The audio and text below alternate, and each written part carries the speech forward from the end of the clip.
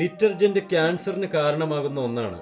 അതിനാൽ വർഷങ്ങളോളം നമ്മൾ അത് ചെറിയ അളവിൽ കഴിക്കുമ്പോൾ തീർച്ചയായും നമ്മുടെ ഉള്ളിൽ വിഷാംശത്തിന്റെ അളവ് വർദ്ധിക്കുകയും അത് മ്യൂട്ടേഷനിലേക്ക് നയിക്കുകയും ചെയ്യും.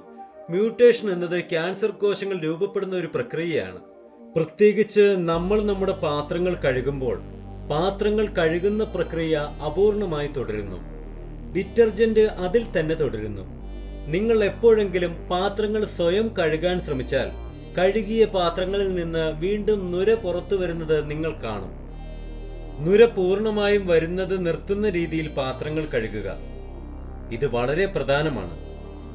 സ്പോഞ്ച് വെള്ളത്തിൽ കിടക്കുന്നതും അതിൽ നുര രൂപപ്പെടുന്നതും നമ്മൾ അത് വീണ്ടും ഉപയോഗിക്കുന്നതും ഞാൻ പലപ്പോഴും കണ്ടിട്ടുണ്ട്. നമ്മൾ ഒരിക്കലും കപ്പ് കഴുകാറില്ല. പാത്രങ്ങൾ കഴുകിയ ശേഷം നമ്മുടെ പാചകക്കാരനോ നമ്മളോ തന്നെ സ്പോഞ്ചും കഴുകി ഉണക്കണം.